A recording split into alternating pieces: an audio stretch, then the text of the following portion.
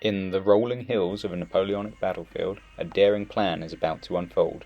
The enemy lines are heavily held, but the cavalry is ready to strike. As the sun hangs low in the sky, the cavalry advance towards the enemy positions. Their horses thunder across the field, their brightly coloured uniforms catching the eye. But this is no ordinary cavalry charge. This is an infiltration, a mission to disrupt the enemy from within. So welcome back, guys. This time we've decided we're going to play, I think it's mission 25 from 1 Hour Wargames. And the premise is that one side has to get 2 out of their 4 units off the enemy's table edge, and their opponent just has to prevent this. The French in this case will get reinforcements coming on, the British have everything on the table. So I took command of the British forces, and my goal was just to go all out with cavalry and try and race across the field. I had 2 options. I could try and go through the forest. At that point in the day, no enemy troops there. However, this forest is going to slow mine right down, and if he then brings on his reinforcements into the woods, he has artillery and infantry in there, it could just be a massacre for me. So I figured I'd try and race as fast as I could and get to the far corner before he can mount too much of a defence. My only hindrance was my slow foot artillery. Okay, turn 2, same again, British cavalry push forwards and the French cavalry withdraw a bit further. So the first few turns had just seen British cavalry pursuing French cavalry, and a few French reinforcements arrive on the table. At the end of turn 3 we've had British advancing and the first reinforcements guard infantry and an artillery piece to join the French cavalry. There was a bit of artillery fire between the 2 forces, and a few casualties, but nothing too major at this stage.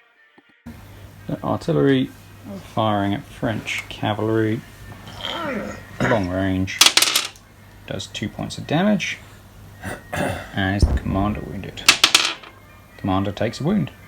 And French artillery firing at lancers. 1 point of damage, and roll the blue one to see if you've done any damage to a leader. Nothing.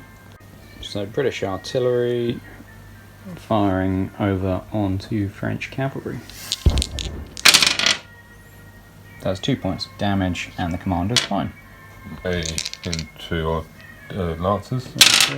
2 again! 2. Now, as turn 3 ends, the British have just reached the top of the hill and are starting to come down the back side, and they can see the French position. Guard infantry firing on the lancers. 4. Artillery on the lancers. 2. And artillery firing onto the far square. Long range. Does 2 points of damage. So the French cannons are starting to give the British a bit of trouble, but overall we're still making good progress. His infantry formed square, so then I had to start to try and wheel around to avoid them, which was slowing me a little bit.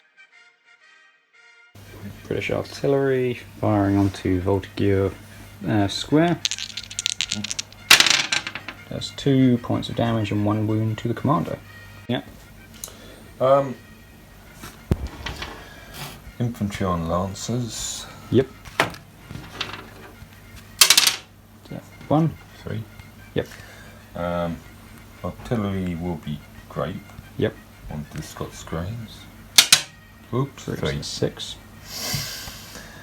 And artillery on your light dragoons. Okay.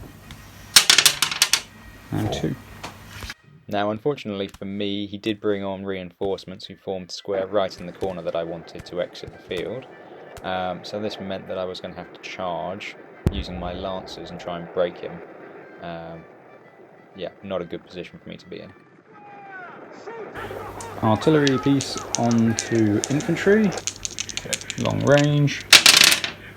Does 2 points of damage and wounds the commander, which actually kills the commander. Yeah. Scots Greys. Cool. Oops. Yep. Guard on lancers. Okay. And it's firing at Well, he won't be able to fire on those because he hit me on troops, so Yep. I'll have to go on the Scots. Okay. One. 2 again.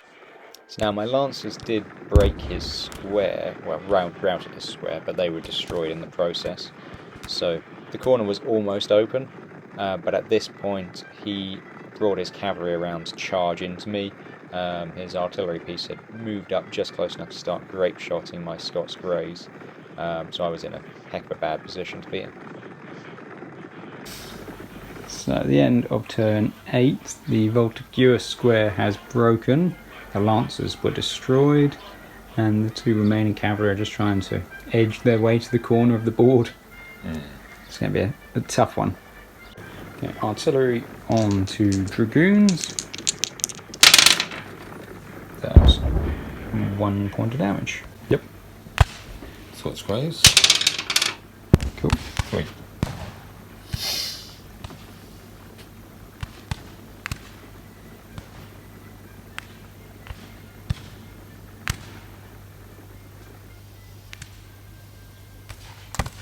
Cannon. Yep. Cannon grape onto Scots. Okay.